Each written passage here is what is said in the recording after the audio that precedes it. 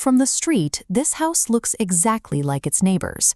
It's a quiet, suburban structure built from standard materials, following a predictable floor plan. But inside the second-floor hallway, the logic of that construction fails. There, sitting perfectly flush within the modern drywall, is a heavy wooden door that shouldn't exist. Original blueprints show the second-story layout. This hallway wall is an exterior boundary, with 0 square footage beyond the drywall. Yet the archaic wooden doorframe is seamlessly integrated. It simply extends several inches into the empty space outside the house's footprint. While geometry says there is nothing behind the wall, physical measurements say otherwise. There is something on the other side of that wood, and it is beginning to influence the hallway. This is no longer a standard domestic space. The door has turned a quiet corridor into an active threshold that violates our understanding of physical limits. Investigations into the anomaly began with the surrounding environment. The first sign of a breach was a sharp, localized drop in temperature centered on the door itself. This thermal scan shows a 15-degree drop in temperature. Notice how the extreme cold is confined entirely to the surface area of the wood, stopping exactly where the drywall begins. The investigation then moved from thermal readings to acoustics. High-sensitivity contact microphones were placed directly against the grain of the wood. The spectrogram revealed a constant sub-bass hum. Periodically, these sharp spikes appear, the sound of rhythmic squatching coming from the empty space behind the frame. These frequencies had a documented biological effect on the team. Within minutes of exposure, investigators reported sudden nausea and a sense of paranoia that vanished once they left the hallway. These measurable anomalies suggest the door is a permeable membrane.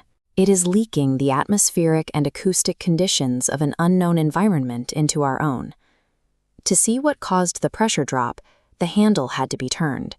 It moved rigidly, fighting a seal that felt structural, not mechanical. Beyond the wood lay a sprawling, pitch-black void. It extended for miles in a space that, from the outside of the house, does not exist. The atmospheric shift was immediate. A rush of stale, heavy air surged out from the darkness, equalizing with the pressure of the hallway.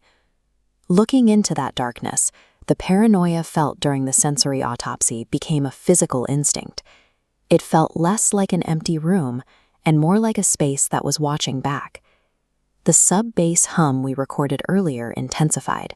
It became a deafening vibration that could be felt in the floorboards and the chest. The door did not lead to a hidden room. By breaking the seal, the observer was standing in front of something that had been waiting for the latch to turn. Faster!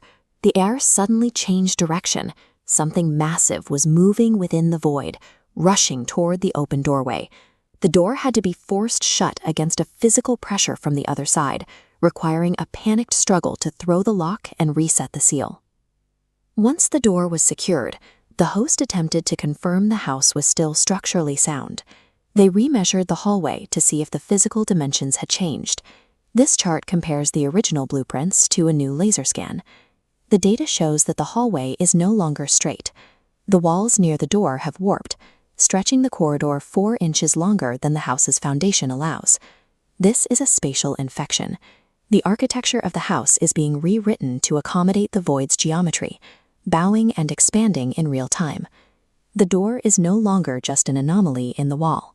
The house has become a porous structure, sharing its boundary with an expanding space that cannot be measured and can no longer be ignored.